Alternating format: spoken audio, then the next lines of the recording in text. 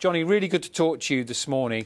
I know people don't come more high profile than Meghan, so to hear her talking about what she has been going through in such depth as well, how do you think that will have impacted on many people watching that interview for the first time in the UK last night? Yeah, I think it's huge. And not just the fact she talked about mental health, she talked about feeling suicidal. And that's something that a lot of people struggle to talk about.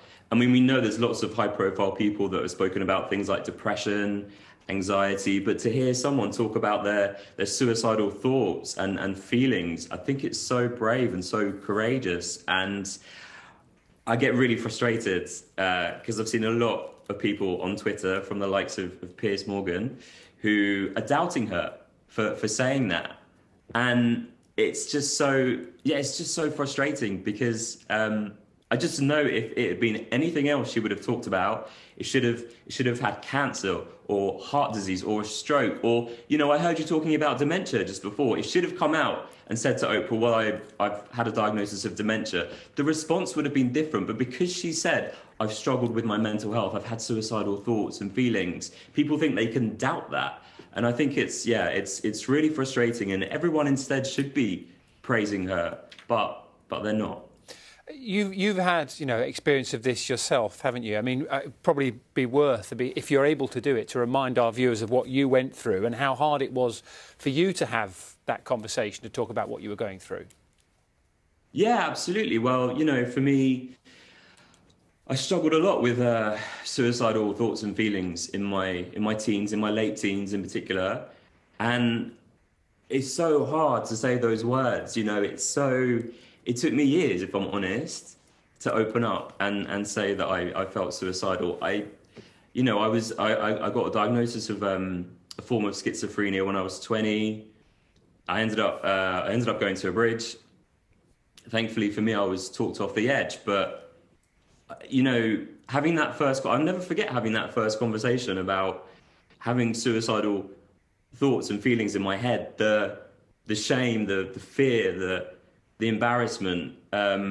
So again, I think for Meghan to come out on public TV in front of the world and say she experienced suicidal thoughts and feelings, I just know how tough that is. And, you know, I just wish that there was more compassion and empathy and understanding, because no one should underestimate the courage it takes for someone to say they have suicidal thoughts and feelings. It really does take so much, and I wish that people would appreciate that. Well, you painted that picture very powerfully this morning. I wonder then, when you did that, and when somebody like Meghan does that and speaks so openly about it, and people shout, prove it, or shout, I don't believe you, what does that do not only to that person who is speaking that, but also to those who might be in a similar situation, who might be thinking about whether they can have that conversation with someone?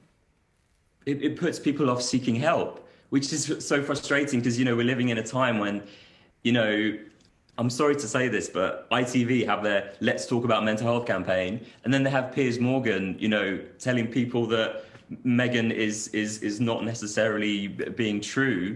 Do you know what that is? It seriously damages, you know, this mental health movement that we have.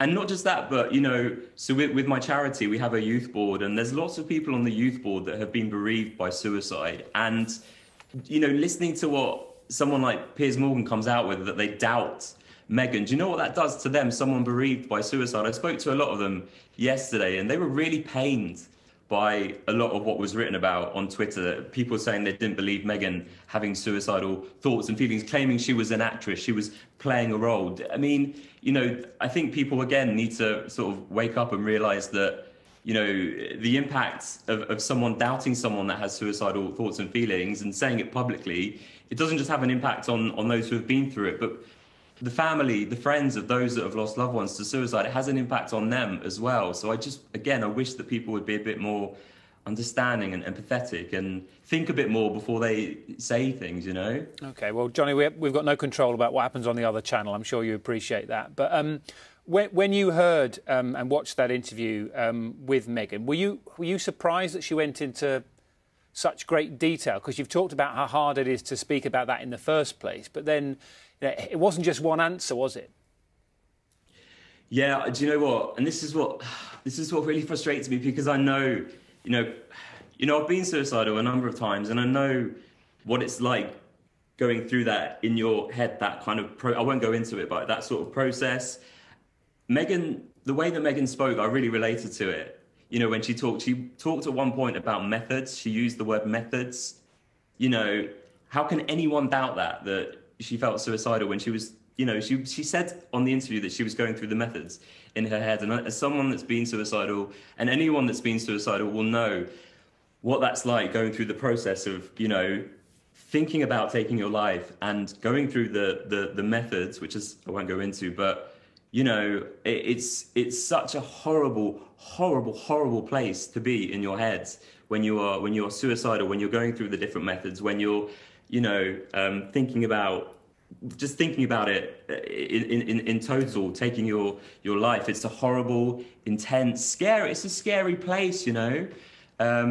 So again, I just people need to have empathy when someone is going through that. You know, people need to have some sort of reassurance and support. And it made me sad that Meghan didn't actually get that support that maybe she could have got.